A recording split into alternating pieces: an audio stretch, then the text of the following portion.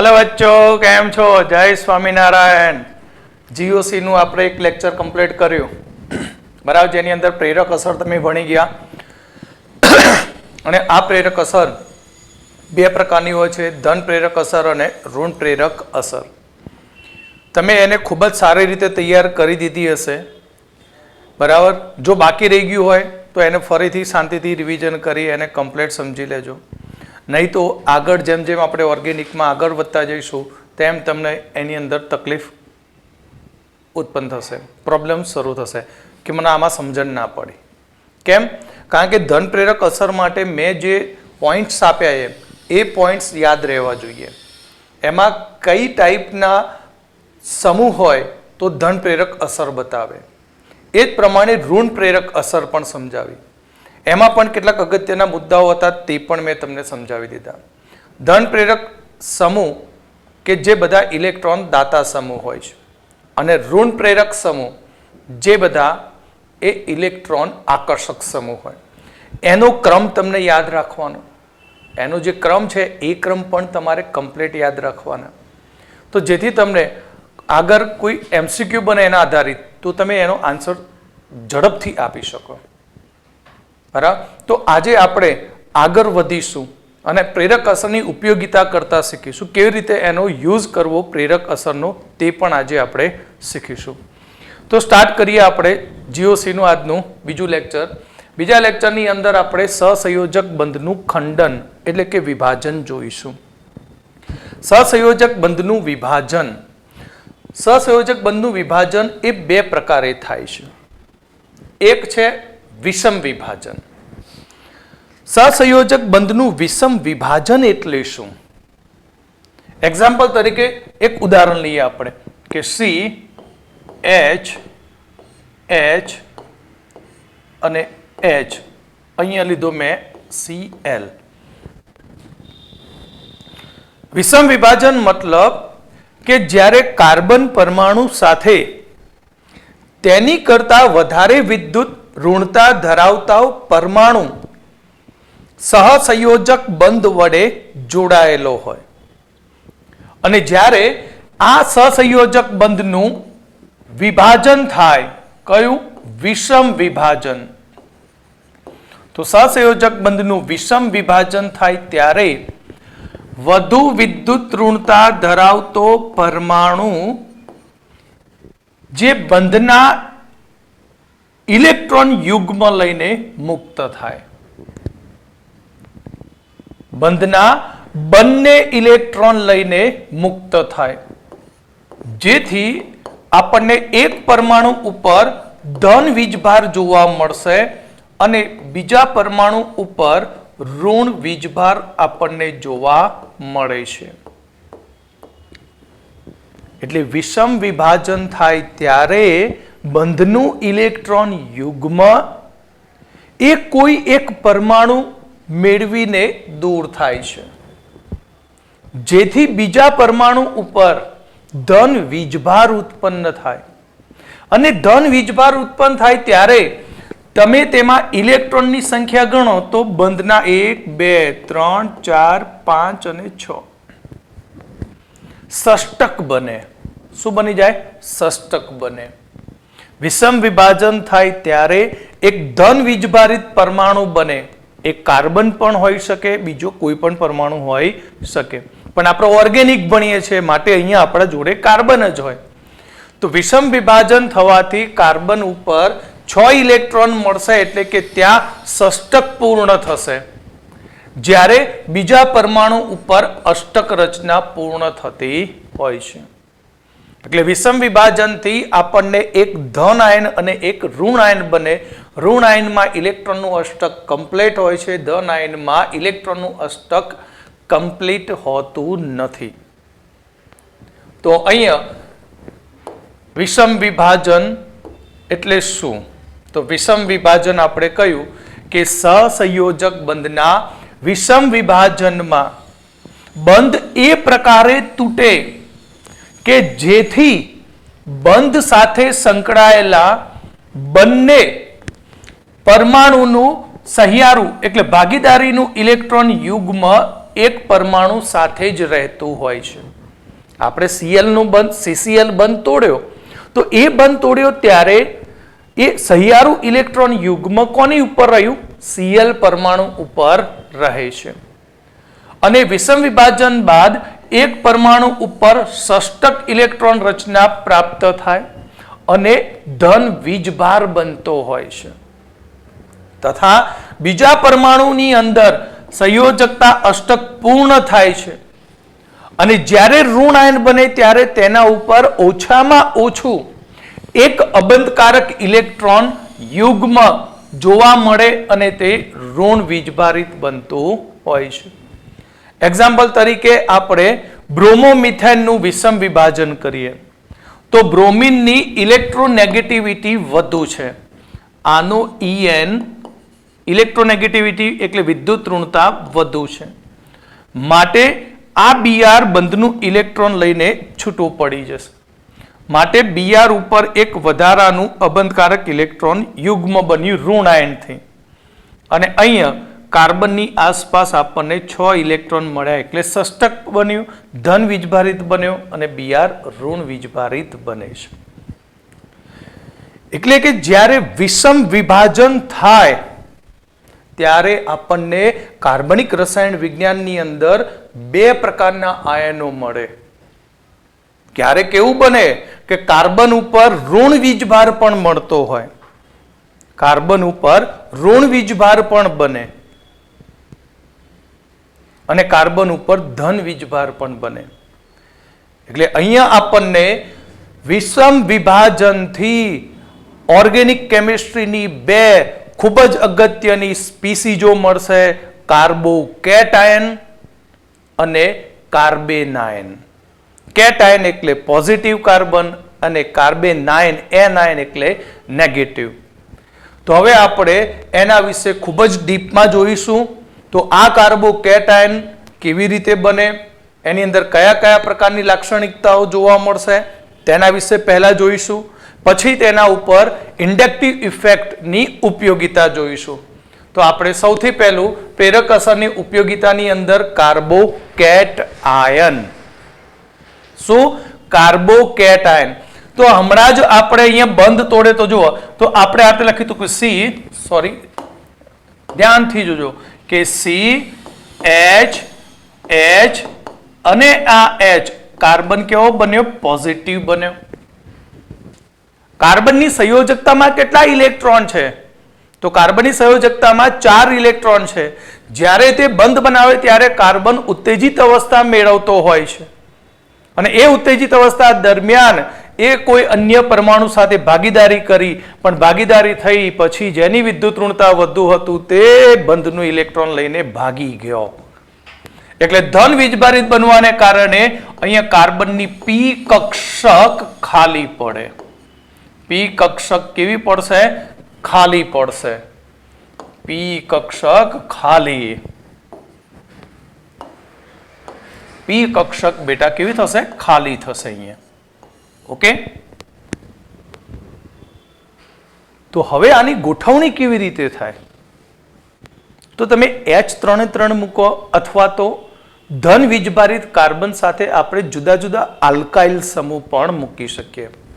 તો અહીંયા ધ્યાન રાખો કે આ પોઝિટિવ ચાર્જ ધરાવતો કાર્બન અને એ પોઝિટિવ ચાર્જ ધરાવતા કાર્બનની આપણી P કક્ષક કેવી છે? ખાલી છે. આ P કક્ષક ખાલી. તેની સાથે જોડાયા છે આપણે 3 આલ્કાઇલ ગ્રુપ. ધારો કે એક R1 છે, બીજો R2 છે અથવા તો R ડબલ ડેશ છે અને ત્રીજો છે R ટ્રિપલ ડેશ. બરાબર. તો અહીંયા કાર્બન કેવો ચાર્જ ધરાવે? Positive charge. કાર્બન કેવો ચાર્જ ધરાવે? Positive charge. જેની P કક્ષક બેટા કેવી છે? ખાલી છે. આપણું આ કાર્બોકેટાયનનું દર્શન થયું, જેમાં કાર્બોકેટાયન એ સમતલીય હોય છે. બરાબર. આપણે અહીંયા દર્શાવ્યું. તો તો આ પિક્ચરની અંદર તમે જુઓ તો અહીંયા તમારા જોડે 3 R છે. કેટલા R છે? 3 R. 3 R માંથી તમે જોઈ શકો છો કે અહીં ઉપરની તરફ એક R છે, એક R એ સમતલની બહાર નીકળે છે અને બીજો R એ સમતલ ઉપર છે. એટલે કે કાર્બોકેટાઇનની રચના તમે આ રીતે પણ લખી શકો, સમતલીય છે. બરાબર, 3 R1 R R અને R ટ્રિપલ ડેશ 3 ઘટકો એક જ સમતલમાં. તો પી કક્ષક ક્યાં હશે? આ રીતે હશે, લંબ રૂપે હશે ને. કેવી હશે? લંબ રૂપે. એટલે આપણે આને દર્શાવવા માટે શું કર્યું? સ્ટ્રક્ચરને ઊભું કરી દીધું. R dash, R double dash અને R ટ્રિપલ ડેશ જે બોર્ડની પાછળ છે અને આપણી પી કક્ષક આ રીતે છે. ઓકે, સમજી ગયા? તો આ થયું કાર્બોકેટાઇનનું સ્ટ્રક્ચર. તો આકાર કયો બને? પી કક્ષકને કાઢી નાખો તો આકાર તમે જુઓ કેવો બને? સમતલીય ત્રિકોણાકાર બને. શું બનશે? સમતલીય ત્રિકોણાકાર. કેટલા બંધ દેખાય? 1 2 3. 3 બંધ. તો કાર્બન કયું સંકરણ બનાવે? sp2. કારણ કે 3 સંકર કક્ષકો સાથેનું સંમિશ્રણ છે. ઓકે, તો અહીંયા શાંતિથી આપણે જોઈએ તો અહીંયા જે કાર્બોકેટાઇન બને છે પ્રક્રિયાની અંદર, એ કાર્બોકેટાઇન એ પ્રક્રિયાનો મધ્યવર્તી બનતો હોય છે. કોઈ નિપજ બનાવવાની હોય ત્યારે પ્રક્રિયાર્થીમાંથી પહેલો કાર્બોકેટાઇન બને ને એ કાર્બોકેટાઇન એ મધ્યવર્તી બની અને પછી આગળ નિપજ તરફ ધકેલાય. એટલે અહીંયા જે કાર્બોકેટાઇન બને છે એ કાર્બોકેટાઇન ઓર્ગેનિકની અંદર એ પ્રક્રિયાનો મધ્યવર્તી તરીકે વર્તે છે. ખૂબ જ સક્રિય હોય, ખૂબ જ સક્રિય હોય છે. ષષ્ટક છે એને. શું છે? ષષ્ટક.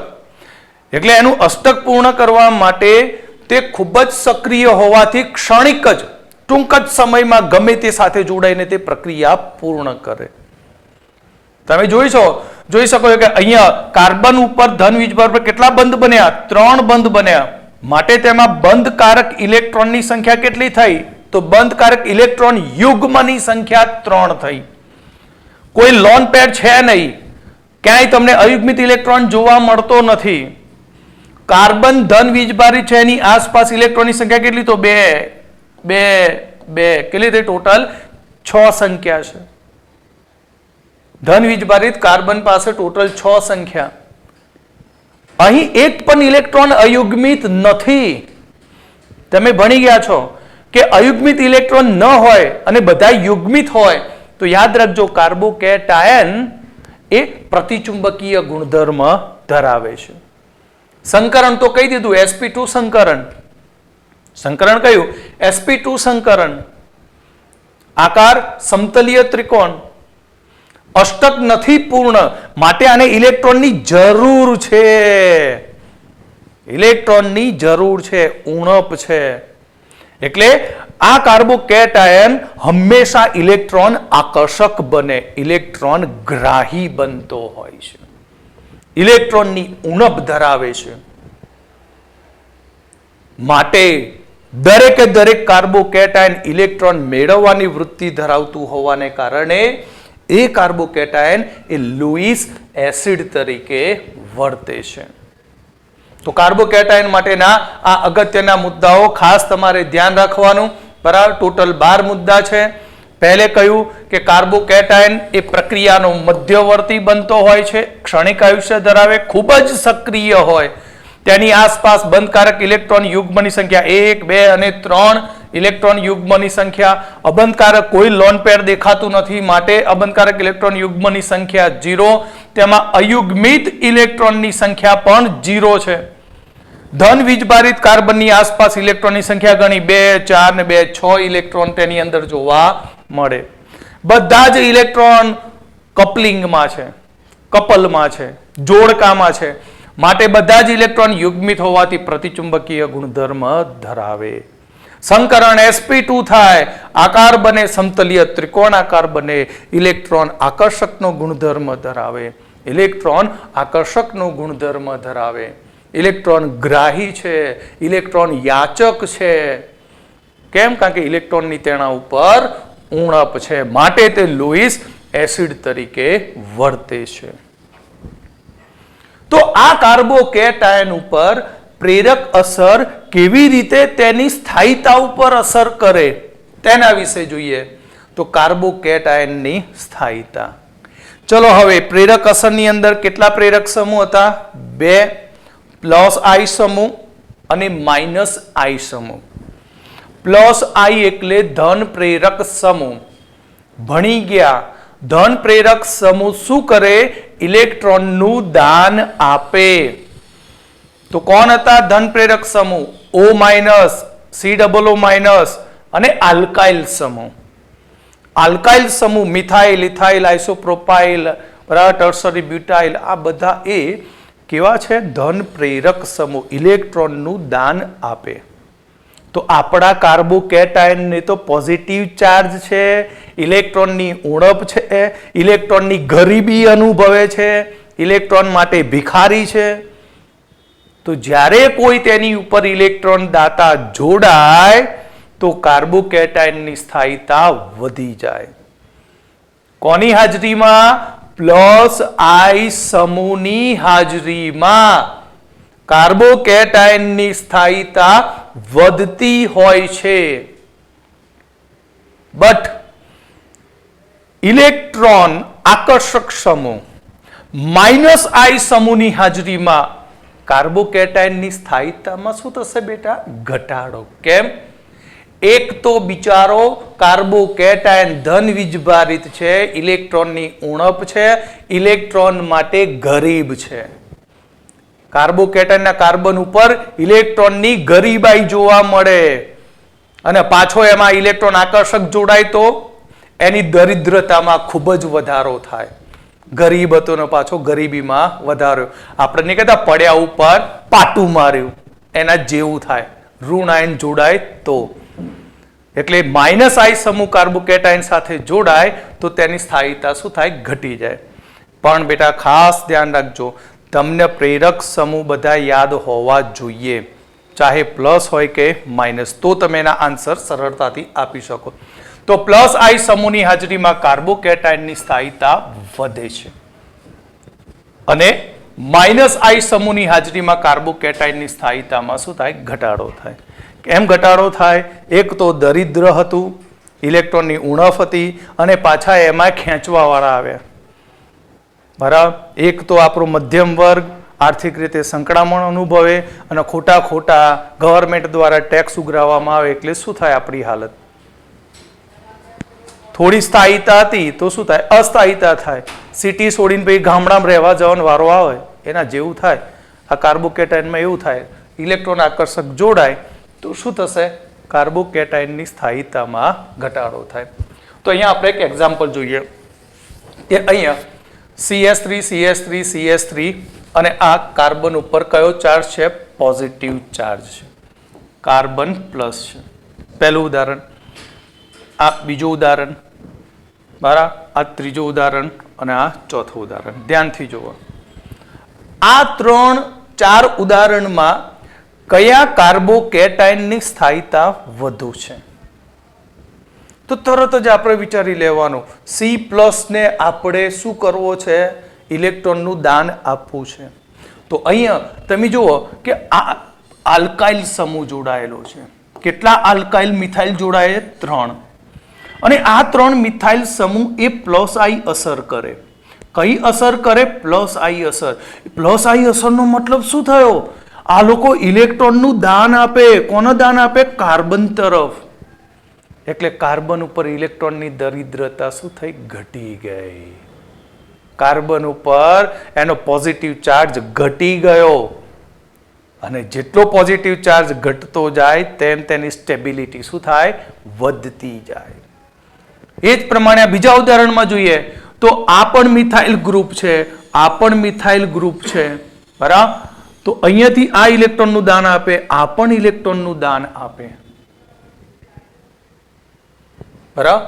માટે અહીંયા કાર્બોકેટાયન ઉપર 2 તરફથી ઇલેક્ટ્રોનનું દાન મળ્યું માટે એનો ધન વીજભાર ઘટ્યો. પણ કેટલા પ્લસ આઈ સમૂહ છે? તો પ્લસ આઈ સમૂહ 2 છે. જ્યારે અહીંયા પ્લસ આઈ સમૂહની સંખ્યા 3 છે. કેટલા છે? 3. કેટલા છે? 3. તો જેટલી પ્લસ આઈ સમૂહની સંખ્યા કાર્બોકેટાઇન ઉપર વધુ હોય તેટલી કાર્બોકેટાઇનની સ્થાયીતા વધુ હોય. જ્યારે આ ઇથાઇલ કાર્બોકેટાઇન ઉપર માત્ર એક જ મિથાઇલ માટે પ્લસ આઈ ની અસર કેટલી? એક જ. ઠનઠન ગોપાલ, મિથાઇલ કાર્બોકેટાઇન સૌથી અસ્થાયી. બરાબર? કેમ? કારણ કે તેની ઉપર પ્લસ આઈ સમૂહ જોડાયેલો નથી. ઓકે, સમજણ પડે? જેમ જેમ કાર્બન ઉપર પ્લસ આઈ સમૂહની સંખ્યા વધે, બરાબર, શું થશે?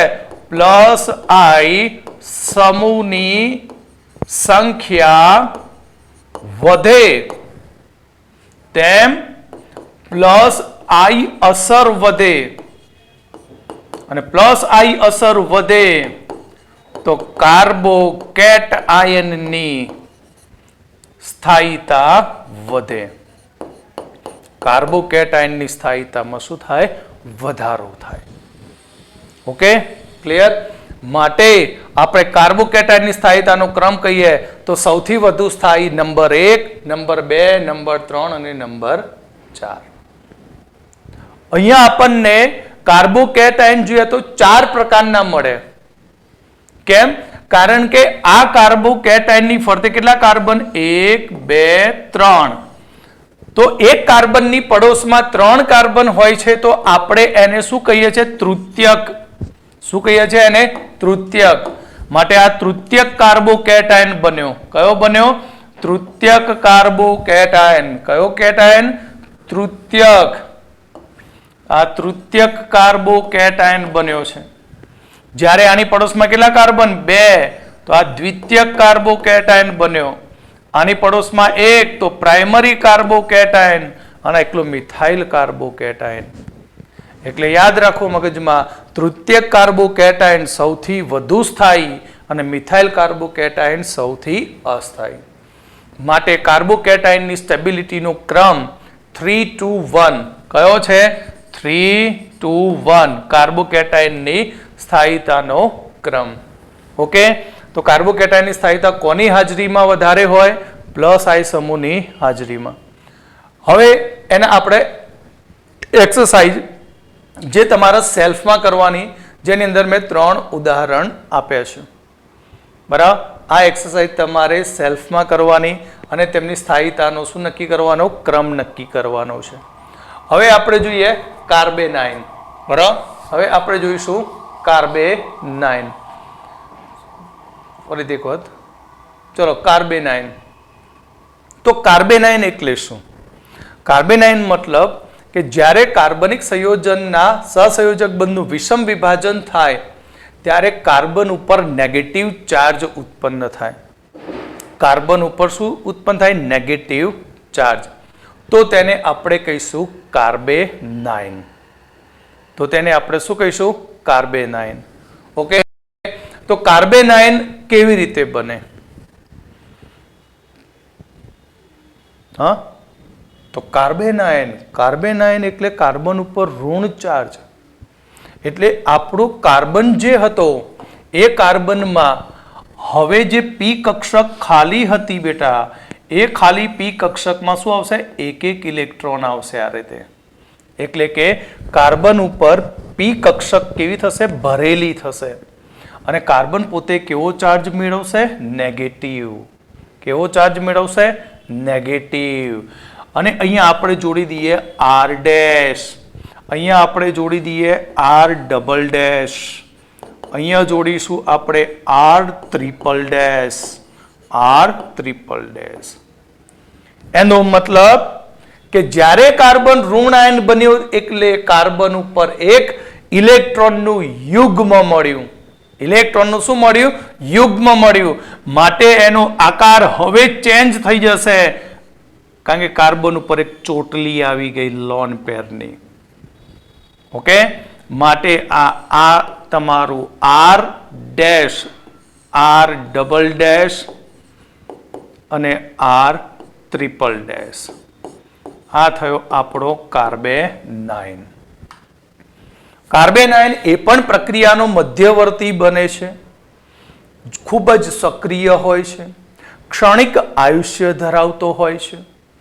કાર્બન આયનમાં કેટલા બંધ બન્યા? તો 1, 2 અને 3.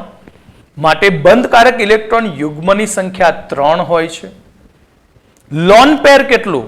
તો અબંધકારક ઇલેક્ટ્રોન યુગ્મ એલપી 1 જોવા મળશે.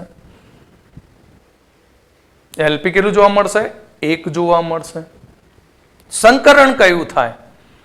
તો સંકરણ તમને શીખવાડ્યું કે બીપી પ્લસ એલપી યાદ કરો તો એસએન બને. તો બીપી કેટલા? 3, બોન્ડ પેર લોન પેર 1, 4, 4 એટલે સંકરણ sp3 થશે. સંકરણ sp3.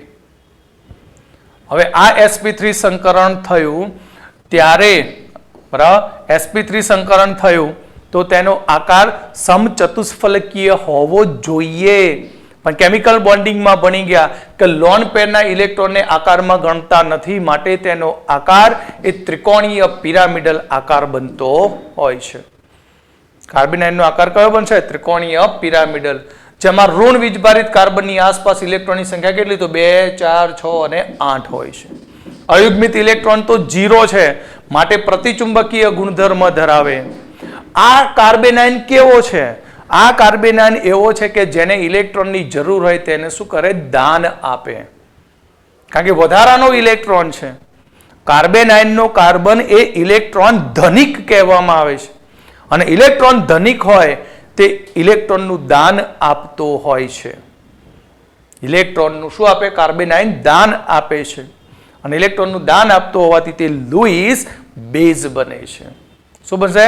Louis base. તો અહીંયા આપણે જોઈ લઈએ મુદ્દા એના કેટલા છે? તો 13 મુદ્દા છે આના કાર્બન આયનના. તો સૌથી પહેલો પ્રક્રિયાનો મધ્યવર્તી બને, ક્ષણિક આયુષ્ય, ખૂબ જ સક્રિય, બરાબર. બંધકારક ઇલેક્ટ્રોન યુગ્મની સંખ્યા 3, અબંધકારક ઇલેક્ટ્રોન યુગ્મની સંખ્યા 1 છે, અયુગ્મિત ઇલેક્ટ્રોનની સંખ્યા 0 છે, ઋણ વીજભારિત કાર્બનની આસપાસ ઇલેક્ટ્રોનની સંખ્યા 2, 4, 6 અને 8 છે. બધા ઇલેક્ટ્રોન યુગ્મિત માટે પ્રતિચુંબકીય, સંકરણ sp3, અને લોન પેરના કારણે તેનો આકાર ત્રિકોણીય પિરામિડલ બને, અને ઇલેક્ટ્રોન દાતા સ્પીસીઝ, ઇલેક્ટ્રોન રીચ સ્પીસીઝ અને લુઈસ બેઝ તરીકે વર્તે છે. તદ્દન કાર્બોકેટાયનથી વિરુદ્ધ લાક્ષણિકતા. કાર્બોકેટાયન એટલે કાર્બન ભિખારી હતો, જ્યારે કાર્બન આયનમાં કાર્બન ધનિક છે. તો આને ભીખ માંગવાની જરૂર નથી, આને શું કરે? દાન આપે.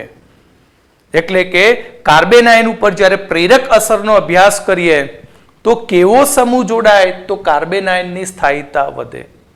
શીખી ગયા? હાલ લબી આગળ જ. પહેલામાં શું હતી? ઇલેક્ટ્રોનની ઉણપ, કાર્બન ભિખારી, માટે ત્યાં દાન આપવા વાળો પ્લસ આઈ જોડાય તો સ્થાયીતા શું થાય? વધે. જ્યારે અહીંયા કેવો છે? ધનિક છે. ધનિક છે એટલે ઇલેક્ટ્રોન વધારે છે, તો એના ઉપર કેવો સમૂહ જોડાવો જોઈએ? આકર્ષક. એટલે -I સમૂહ જોડાય તો કાર્બન આયનની સ્થાયીતામાં વધારો થાય. તો કાર્બન આયનની સ્થાયીતા +I સમૂહની હાજરીમાં ઘટી જાય. +I સમૂહની હાજરીમાં શું થાય? ઘટી જાય. કેમ? કારણ કે એક તો સરસ મજાની ડીશ હતી, ભરપૂર ખાઈ લીધું, છેક ગળા સુધી આવી ગયું છે કાર્બન આયનમાં કાર્બનને, અને એની ઉપર વધારાનો વીજભાર મૂકે તો શું કરે? તરત જ બહાર ફેંકી દે.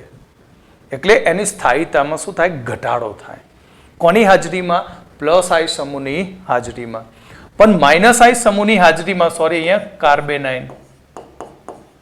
કાર્બેનાઇન, આ પણ કાર્બેનાઇન. તો કાર્બેનાઇનની -I સમૂહની હાજરીમાં સ્થાયીતા વધતી જાય છે. તો નોંધ યાદ રાખજો કે કાર્બન ઋણ વીજભારિત હોય એવું જરૂરી નથી કે ઇલેક્ટ્રોન આકર્ષક એ ઋણ વીજભારિત કાર્બન ઉપર જ જોડાયેલો હોય, તેવું જરૂરી નથી. તો ઋણ વીજભારિત કાર્બનથી સમાન અંતરે જો -I સમૂહની સંખ્યા વધુ હોય તો -I અસર વધવાને કારણે કાર્બેનાઇનની સ્થાયીતા વધતી હોય છે. બરાબર? સિમ્પલ ઉદાહરણ સમજવા માટે જુઓ કે અહીંયા મેં લખ્યું, અહીંયા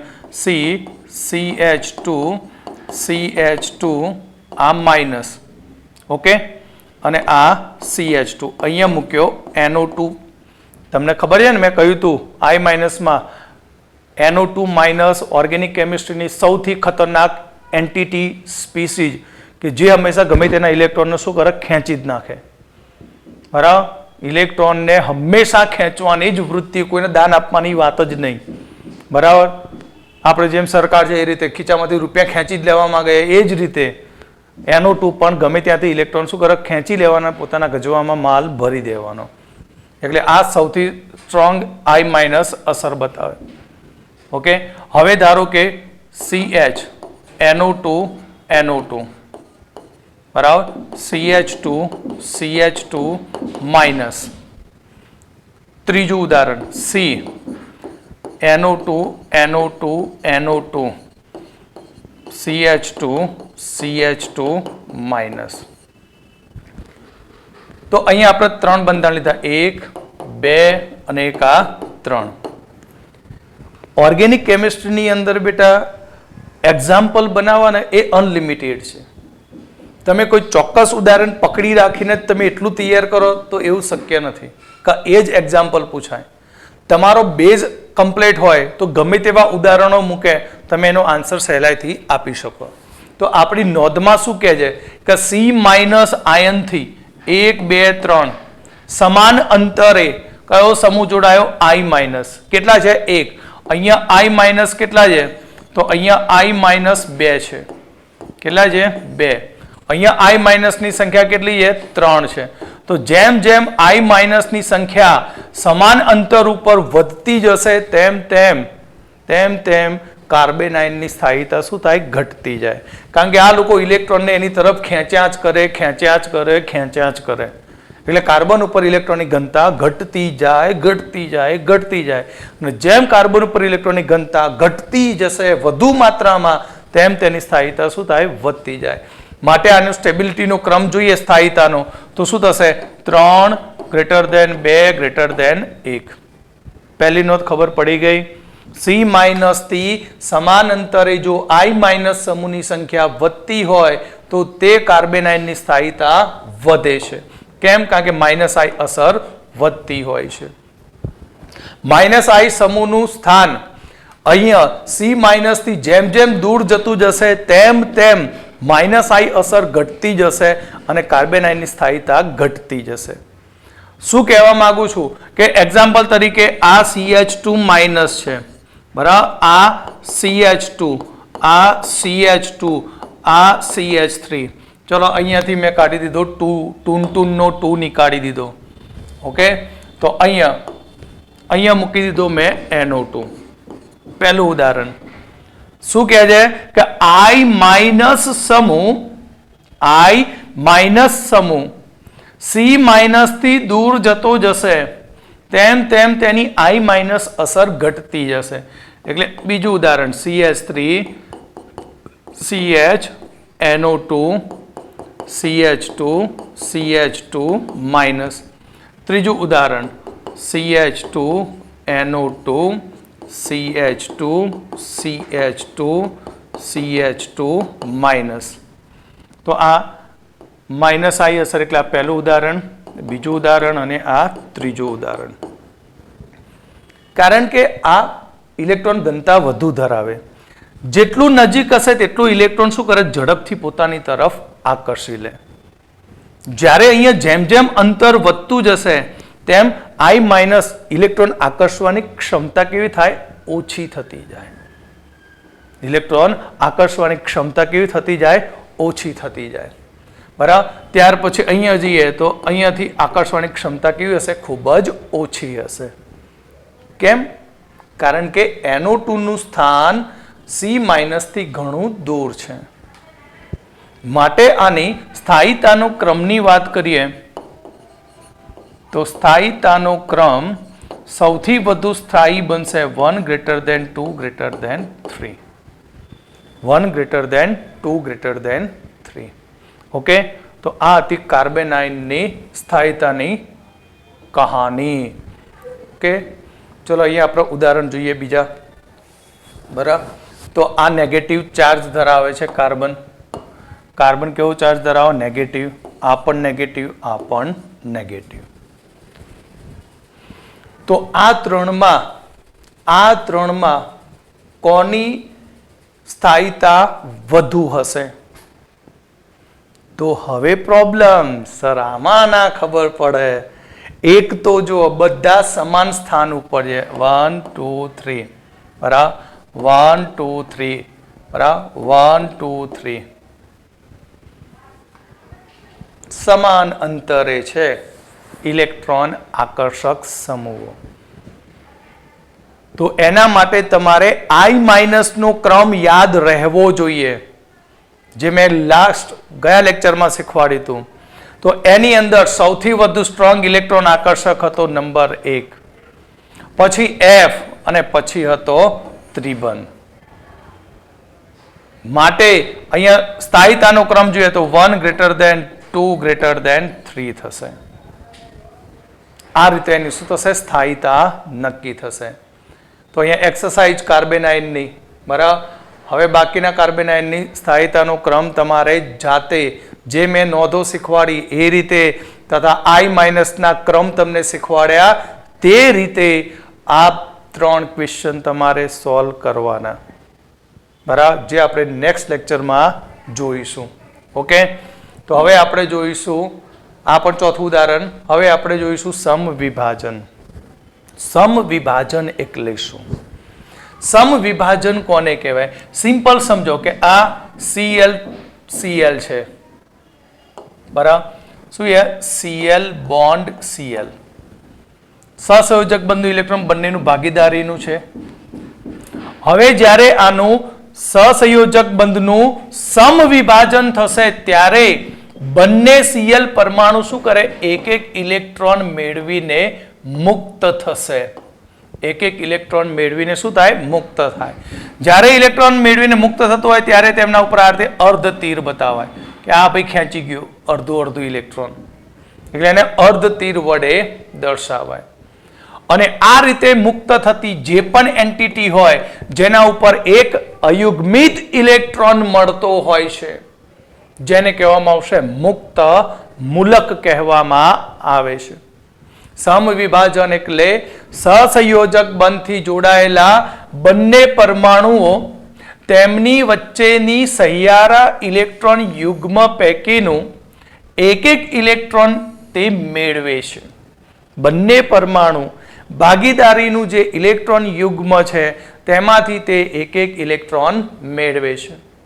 આમ સમવિભાજનમાં ઇલેક્ટ્રોન યુગ્મને બદલે માત્ર ને માત્ર એક એક ઇલેક્ટ્રોનનું જ સ્થાનાંતર થાય છે. કેટલા ઇલેક્ટ્રોનનું સ્થાનાંતર થાય? એક એક ઇલેક્ટ્રોનનું જ આ રીતે સ્થાનાંતર થાય છે. અને આ ઇલેક્ટ્રોનના સ્થાનાંતરને આપણે અર્ધ શીર્ષ વક્ર તીર વડે તેને દર્શાવીએ છીએ. તો આ વિભાજનથી આપણને કોઈ ઋણ વીજભારિત કે ધન વીજભારિત સ્પીસીઝ નથી મળતી. આ વિભાજનથી આપણને માત્ર તટસ્થ જ સ્પીસીઝ મળે છે, જેના ઉપર એક ટપકું આવે, બિંદી આવે બરાબર. એ બિંદીને કહીશું આપણે અયુગ્મિત ઇલેક્ટ્રોન, જેને કહીશું આપણે મુક્ત મૂલક કહીશું.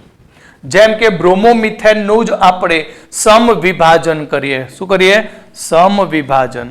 તો સમવિભાજન કરવાથી આપણને આ રીતે અહીંયા મેં સ્ટાર નિશાની મૂકીએ કારણ કે ડોટ આપણને દેખાય નહીં, એટલે સ્પષ્ટ કહી દઉં તમને કે આ ઉત્તેજિત નથી, પણ આ છે એક ઇલેક્ટ્રોન, આ પણ એક ઇલેક્ટ્રોન. તો આ આપણો બન્યો મુક્ત મૂલક. શું બન્યું? મુક્ત મૂલક. ઇલેક્ટ્રોન અષ્ટક પૂર્ણ નથી, ષષ્ટક નથી, પણ 7 ઇલેક્ટ્રોન ધરાવે. કેટલા ઇલેક્ટ્રોન ધરાવે? 7 ઇલેક્ટ્રોન.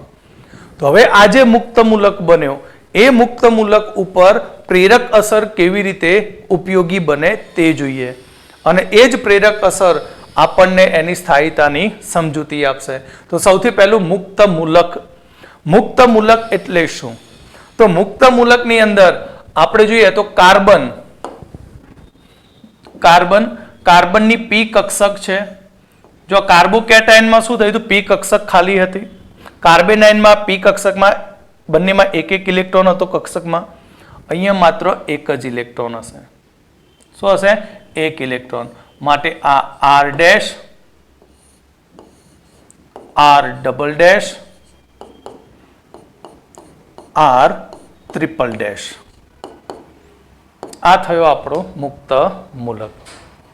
મુક્ત મૂલકની અંદર આપણે જોઈએ તો મુક્ત મૂલક એ પણ પ્રક્રિયાનો મધ્યવર્તી બને, ક્ષણિક આયુષ્ય ધરાવે, ખૂબ જ સક્રિય હોય, તેની આસપાસ બંધકારક ઇલેક્ટ્રોન યુગ્મની સંખ્યા 1, 2 અને 3. અબંધકારક ઇલેક્ટ્રોન યુગ્મ કેવું છે નહીં, 0 છે. અયુગ્મિત ઇલેક્ટ્રોન 1 છે. અયુગ્મિત ઇલેક્ટ્રોન 1 હોય તો તે અનુચુંબકીય ધરાવે. અહીંયા 9, પેલામાં બધા યુગ્મિત હતા એટલે પ્રતિ. જ્યારે મુક્ત મૂલકનો કાર્બન એ અનુચુંબકીય ગુણધર્મ ધરાવે છે. તેની આસપાસ ઇલેક્ટ્રોનની સંખ્યા ગણે તો 2, 4, 6 અને 7 હોય છે. અષ્ટક પૂર્ણ થયું ભાઈ? ના થયું. એટલે આને પણ ઇલેક્ટ્રોનની જરૂર છે. એટલે આ કોના જેવો બન્યો? કાર્બોકેટાયનના જેવો બન્યો. કોના જેવું બની ગયું? કાર્બોકેટાયનના જેવો બન્યો. એટલે આના ઇલેક્ટ્રોનની ઉણપ છે, માટે આ પણ ઇલેક્ટ્રોન આકર્ષક છે, પણ કાર્બોકેટાયન કરતા થોડોક ધનિક કહેવાય. કાર્બોકેટાયન તો હાવ ભિખારી હતો, પી કક્ષક ટોટલી ખાલી હતી. બરાબર? એટલે આ બનશે લુઈસ એસિડ. તો મુક્ત મૂલક બરાબર પ્રક્રિયાનો મધ્યવર્તી, ક્ષણિક આયુષ્ય ધરાવે, ખૂબ જ સક્રિય હોય, બંધકારક ઇલેક્ટ્રોન યુગ્મની સંખ્યા 3, અબંધકારક ઇલેક્ટ્રોન યુગ્મની સંખ્યા 0, એક અયુગ્મિત ઇલેક્ટ્રોન ધરાવે, એક અયુગ્મિત ઇલેક્ટ્રોન. અહીંયા કાર્બન, તટસ્થ કાર્બન, કાર્બનની આસપાસ ઇલેક્ટ્રોનની સંખ્યા કેટલી હશે? 7 ઇલેક્ટ્રોનની સંખ્યા હશે. કેટલી હશે? 7 ઇલેક્ટ્રોનની સંખ્યા હશે. નંબર 8 અનુચુંબકીય ગુણધર્મ ધરાવે. નંબર 9 સંકરણ sp2 થશે, કારણ કે કેટલા બંધ બન્યા? 1, 2 અને 3. Lone pair 0. અયુગ્મિત ઇલેક્ટ્રોનને સંકરણમાં લેવાતો નથી લેવાતો. બરાબર? માટે એનો આકાર સમતલીય ત્રિકોણ આકાર બનશે. કયો આકાર બને? સમતલીય ત્રિકોણ. ઇલેક્ટ્રોન ગ્રાહી છે, બરાબર, ઇલેક્ટ્રોનની ઉણપ છે, માટે લુઈસ એસિડ તરીકે વર્તે છે. તો આગળ શીખી ગયા તે જ પ્રમાણે મુક્ત મૂલકની સ્થાયીતા પ્લસ આઈ સમૂહની હાજરીમાં વધે છે. બરાબર? બધામાં કાર્બોકેટાયન કોપી પેસ્ટ. મુક્ત મૂલક, બરાબર, મુક્ત મૂલક. તો મુક્ત મૂલકની પ્લસ આઈ સમૂહની હાજરીમાં સ્થાયીતા વધે, કારણ કે પ્લસ આઈ સમૂહ બધા ઇલેક્ટ્રોન દાતા છે. માઇનસ આઈ સમૂહની હાજરીમાં મુક્ત મૂલકની સ્થાયીતા ઘટી જાય. કેમ? કારણ કે એક તો મુક્ત મૂલક ઉપર ઇલેક્ટ્રોનની ઉણપ છે, થોડી ગરીબાઈ છે, અને ફરીથી માછો ઇલેક્ટ્રોન આકર્ષક સમૂહ જોડાઈ જાય તો એની ગરીબીમાં ઓર વધારો થાય, અને ગરીબીમાં વધારો કરવો એ કોઈને ગમે નહીં. બરાબર? એટલે કેવો બની જાય? અસ્થાયી બને.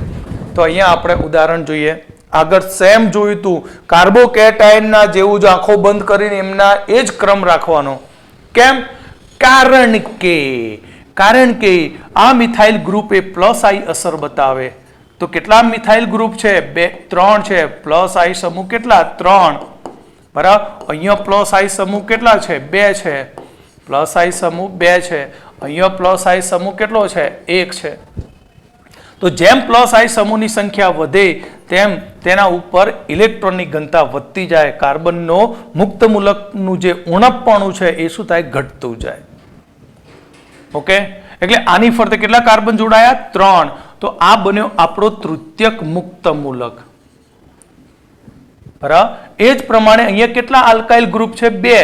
તો 2 તરફથી ઇલેક્ટ્રોનનું દાન મળે. જેટલા આઈની સંખ્યા વધુ હોય તેટલી તેની સ્થાયીતા વધુ હોય. પણ અહીંયા 2 છે એટલે આના કરતા 2 ની સ્થાયીતા ઓછી, પણ એની પડોશમાં કેટલા કાર્બન છે? 2 છે, માટે સેકન્ડરી મુક્ત મૂલક. અને આની આસપાસ એક જ છે, માટે આ પ્રાઇમરી મુક્ત મૂલક, અને આ મિથાઇલ મુક્ત મૂલક છે. એટલે આપણે કહી શકીએ કે આપણે યાદ રાખવું એમસીક્યુ માટે તો કહીએ કે પ્લસ આઈ સમૂહની સંખ્યા વધે, બરાબર, તો મુક્ત મૂલકની સ્થાયીતા વધે. પ્લસ આઈ સમૂહ વધે તો મુક્ત મૂલકની સ્થાયીતામાં શું થાય? વધારો થાય છે. માટે અહીંયા ફર્સ્ટ વધુ સ્થાયી, સેકન્ડ એનાથી ઓછો, અને મિથાઇલ મુક્ત મૂલક સૌથી ઓછો સ્થાયી. એટલે કે અહીંયા આપણે મુક્ત મૂલકની સ્થાયીતાનો ક્રમ જોઈએ તો 3, 2, 1. બરાબર. મુક્ત મૂલકો, તૃતીયક મુક્ત મૂલક વધુ સ્થાયી, સેકન્ડરી એના કરતાં ઓછો, અને પ્રાઇમરી ખૂબ જ ઓછો સ્થાયી. ઓકે, તો મુક્ત મૂલકની સ્થાયીતાનો ક્રમ નક્કી કરો, તેના ઉદાહરણો.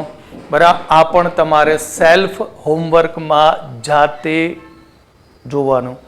બરાબર. જે આપણે નેક્સ્ટ લેક્ચરની અંદર આની સ્ટેબિલિટી હું તમને ફટાફટ સમજાવીને આગળ સંસ્પંદન બંધારણો ઉપર જઈશું. તે પણ ખાસ અગત્યનો ટોપિક છે, પણ હજી પણ શાંતિથી તમને કહું છું. બરાબર. ગુસ્સેથી નથી કહેતો કે પ્રેરક અસર હજી કહું છું કમ્પ્લીટ તૈયાર કરજો, એના પ્લસ આઈ માઇનસ આઈ સમૂહો, તો તમને આ બધી સ્થાયીતામાં ક્યાંય તકલીફ પડશે નહીં. ઓકે, તો અહીંયા એક ચોથી એક્સરસાઇઝ, અહીંયા કોષ્ટક આપીએ, એ કોષ્ટક તમારે જોડકા જોડવાના છે. 4 કોલમો આપેલી છે. કાર્બોકેટાયન, કાર્બેનાઇન અને મુક્ત મૂલક, તેમના સંકરણો આપ્યા છે. કોણ ક્યાં ખોટું છે, કોણ સાચું છે. બરાબર. તો અહીંયા આપણે લખીશું PQR, સોરી અહીંયા આર છે, PQR. તો જોડકા કેવી રીતે જોડવાનો? એ કાર્બોકેટાયન કયું સંકરણ, તો એની સાથે એ જોડો. કયો આકાર બનાવે તે, તેમાં ઇલેક્ટ્રોન કેટલા હોય કાર્બનની આસપાસ તેની સંખ્યા જોડવાની. ઓકે, તો આપણે નેક્સ્ટ લેક્ચરની અંદર આ બધા ક્વેશ્ચનો જે છે એ સોલ્વ કરીશું, અને પછી આગળ રેઝોનન્સ સંસ્પંદન વિશે ભણીશું. બરાબર. કેટલા પ્રકાર રેઝોનન્સના હોય, કેવી રીતે કોન્જ્યુગેશન સિસ્ટમમાં રેઝોનન્સ થતું હોય, તે બધું ડીપમાં આપણે જોઈશું. અને ભૂલતા નહીં, ત્રીજું લેક્ચર જોવાનું. જો ત્રીજું લેક્ચર જોવાનું મિસ કર્યું તો સમજી લો તમે ઓર્ગેનિક કેમિસ્ટ્રી સદંતર માટે મિસ કર્યું. ઓકે.